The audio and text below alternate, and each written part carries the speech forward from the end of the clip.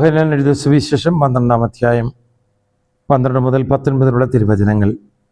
അടുത്ത ദിവസം തിരുനാളിന് വന്നുകൂടിയ ഒരു വലിയ ജനക്കൂട്ടം യേശു ജെറുസലേമിലേക്ക് വരുന്നു എന്ന് കേട്ടു.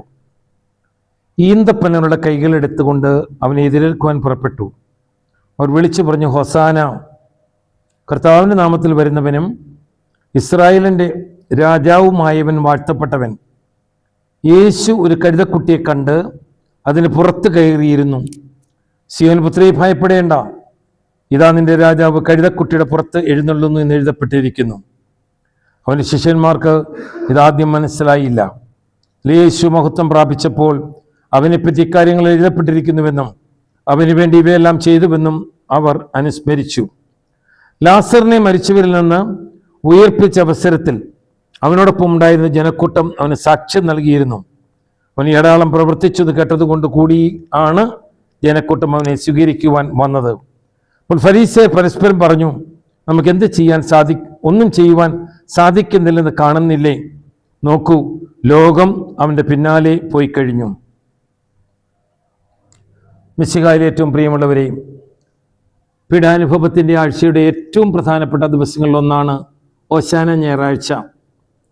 ഓശാന എന്ന വാക്കിൻ്റെ അർത്ഥം കർത്താവേ ഞങ്ങളെ രക്ഷിക്കണമേ എന്നാണ്. നമുക്കറിയാം, കർത്താവ് ലാസറിൻ്റെ കല്ലറയിൽ പോയി മാർത്തയോടും മറിയത്തോടും തൻ്റെ സ്നേഹം, തൻ്റെ ദുഃഖം അറിയിച്ചു. ആ കല്ലറയിൽ നിന്ന് കർത്താവ് കണ്ണുനീർ വാർത്തു. അത് കഴിഞ്ഞ് 4 ദിവസമായ ആ മൃതശരീരത്തെ കർത്താവ് ഉയർപ്പിച്ച് മറിയത്തിനും മാർത്തയ്ക്കും ഏൽപ്പിച്ചു കൊടുത്തു. അനേകം മനുഷ്യരിത് കണ്ടു. മരിച്ചവിടെ ഇരുന്നും ലാസറിനെ ഉയർപ്പിച്ചു. അത് അവരെ സംബന്ധിച്ചിടത്തോളം ഒരു വലിയ പ്രതീക്ഷയായിരുന്നു. കാരണം നൂറ്റാണ്ടുകളായി അവരൊരു രാജാവിനെ പ്രതീക്ഷിക്കുകയാണ്. ദാവീദിൻ്റെ ഗോത്രത്തിലിരിക്കുന്ന, ദാവീദിൻ്റെ സിംഹാസനത്തിലിരിക്കുന്ന, യാക്കോബിൻ്റെ ഭവനത്തിൽ ഭരണം നടത്തുന്ന ഒരു രാജാവിനെ അവർ കൊതിക്കുകയാണ്. കാരണം വർഷങ്ങളായി, നൂറ്റാണ്ടുകളായി അവർ അടിമത്വത്തിൽ ജീവിക്കുകയാണ്. റോമൻ അടിമത്വം, അസീറിയൻ അടിമത്വം, ബാബിലോണിയൻ അടിമത്വം, ഈജിപ്ഷ്യൻ അടിമത്വം, ഇങ്ങനെ അടിമത്വത്തിൽ ജീവിച്ച ഒരു ജനമാണ് ഇസ്രായേൽ ജനം. പക്ഷെ അവർക്ക് വലിയ പ്രതീക്ഷയുണ്ടായിരുന്നു, രാജാവ് വരും, രക്ഷകൻ വരും. ഈ സന്ദർഭത്തിലാണ് ഈ കർത്താവിൻ്റെ പ്രവൃത്തികളെല്ലാം അവർ കൂട്ടിച്ചേർക്കാൻ ശ്രമിച്ചു. പല പ്രാവശ്യം കർത്താവിനെ അവർ രാജാവാക്കുവാൻ ശ്രമിച്ചു. അപ്പോഴൊക്കെ കർത്താവ് അവരുടെ നിന്നും മാറിപ്പോകുന്ന കാണാൻ സാധിക്കും. എന്നാൽ ലാസറിനെ അവരുടെ കല്ലറിൽ നിന്ന് ഉയർപ്പിച്ചു കഴിഞ്ഞപ്പോൾ യഹൂദന്മാർ, അനേക മനുഷ്യർ ഇതിൽ പങ്കുപറ്റി. സാധാരണ മനുഷ്യർ, പാവപ്പെട്ട മനുഷ്യർ, അധികാരികളല്ല, പുരോഹിതവർഗമല്ല, പാവപ്പെട്ട മനുഷ്യർക്ക് യേശുവിൻ്റെ പ്രതീക്ഷയുണ്ടായി.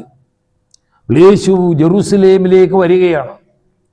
കർത്താവ് ജെറുസലേമിലേക്ക് വരുമ്പോൾ നാം കാണുന്ന പ്രധാനപ്പെട്ട ഘടകം, കർത്താവ് ഒരു കഴുതക്കുട്ടിയാണ് തിരഞ്ഞെടുക്കുന്നത് യാത്രയ്ക്കായിട്ട്. നമ്മളിതിനെ രാജകീയ പ്രവേശനം എന്നാണ് വിളിക്കുന്നത്. പക്ഷേ ഒരു കുതിരയോ ഒരു ആനയോ ഒക്കെ തിരഞ്ഞെടുക്കുന്നതിന് പകരം ഒന്നിനും കൊള്ളാത്ത ഒരു പെട്ട് കഴുതയാണ് കർത്താവ് തൻ്റെ വാഹനമായി തിരഞ്ഞെടുക്കുന്നത്. ഇത് പ്രവാചകന്മാർ മുൻകൂട്ടി പ്രവചിച്ചിട്ടുള്ളതാണ്. നിന്റെ രാജാവ് കഴുതയും കഴുതക്കുട്ടിയുടെ പുറത്ത് കയറി വരുന്നു എന്നുള്ളത്. അങ്ങനെ പുറത്ത് കയറി വരുന്ന രാജാവ് തൻ്റെ രാജ്യത്വത്തിൻ്റെ അർത്ഥം ലോകത്തോട് പറയുവാൻ ആഗ്രഹിക്കുകയാണ്. എൻ്റെ രാജ്യത്വം ഒരു അധികാരമല്ല. എത്രമാത്രം താഴ്മയിൽ, എത്രമാത്രം എളിമയിൽ, എത്രമാത്രം വിനയത്തിൽ, എത്രമാത്രം ശൂന്യതയിൽ ആയിരിക്കാൻ കഴിയും. കർത്താവിൻ്റെ ജനനത്തെക്കുറിച്ച് ആലോചിച്ച് നോക്കുകയും, രാജാതിരാജൻ ജനിക്കുമെന്ന് പറഞ്ഞു, ദാവീദിൻ്റെ ഗോത്രത്തിൽ ഇരിക്കണവൻ ഭരിക്കുമെന്ന് പറഞ്ഞു. പക്ഷെ അവൻ ജനിക്കുവാൻ അവന് രാജകൊട്ടാരം കിട്ടിയില്ല, ഒരു നല്ല വീട് കിട്ടിയില്ല, ഒരു കാലിത്തൊഴുത്താണ് അവന് കിട്ടിയത്. കാലിത്തൊഴുത്ത് മുതൽ കാൽവരി വരെ നമുക്ക് ഈ ശൂന്യത കാണാൻ സാധിക്കും, ഈ എളിമ കാണാൻ സാധിക്കും, ഈ വിനയം കാണാൻ സാധിക്കും. കർത്താവ് ഒരു കഴുതക്കുട്ടിയുടെ പുറത്ത് കയറി വന്നിട്ടും ജനം അവനെ കാണുന്നത് ഒരു രാജാവായിട്ടാണ്. അതാണ് അത്ഭുതം. ആരും പറഞ്ഞിട്ടല്ല, ആരും നിർബന്ധിച്ചിട്ടല്ല, ആരും വിളിച്ചു കൂട്ടിയിട്ടല്ല. അത്ഭുതം അപ്പോസ്തലന്മാർക്ക് ഒരു അത്ഭുതമായിരുന്നു. അവർക്കാകെയുള്ളത് കർത്താവ് ചെയ്ത അടയാളങ്ങളും അത്ഭുതങ്ങളുമാണ്. ലാസറിനെ ഉയർപ്പിക്കൂടെ ചെയ്തു കഴിഞ്ഞപ്പോൾ 1000 10,000 യേശുവിൻ്റെ പ്രവേശനത്തിൽ, യെരൂശലേം പ്രവേശനത്തിൽ പങ്കുപറ്റുവാനായിട്ട് തയ്യാറായി. അവർ വിളിച്ചു പറഞ്ഞു, ദാവീദിന്റെ പുത്രന് ഹോശാന. അതായിരുന്നു നമ്മുടെ പ്രതീക്ഷ. മഹാനായ ദാവീദിനെ പോലെ അവൻ്റെ പുത്രൻ, അവൻ്റെ ഗോത്രത്തിൽ നിന്നും ഒരാൾ വരും യഹൂദന്മാരുടെ രക്ഷയ്ക്ക് വേണ്ടി.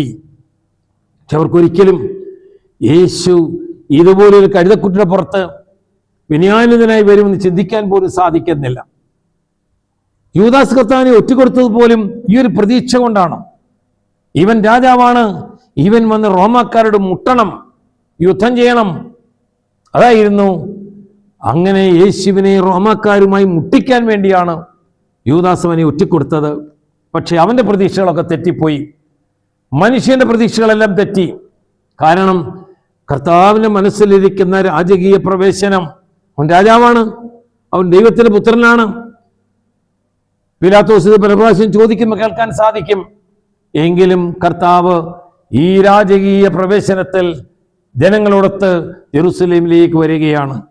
പലരും നിശബ്ദരായിരിക്കാൻ പറഞ്ഞു, പലരോടും ഇത് ഒഴിവാക്കാൻ പറഞ്ഞു. കർത്താവ് പറഞ്ഞു, ഈ കുട്ടികൾ നിശബ്ദരായാൽ കല്ലുകൾ ആർത്തു വിളിക്കും ദാവീദിന്റെ പുത്രനെ ഹോശാന.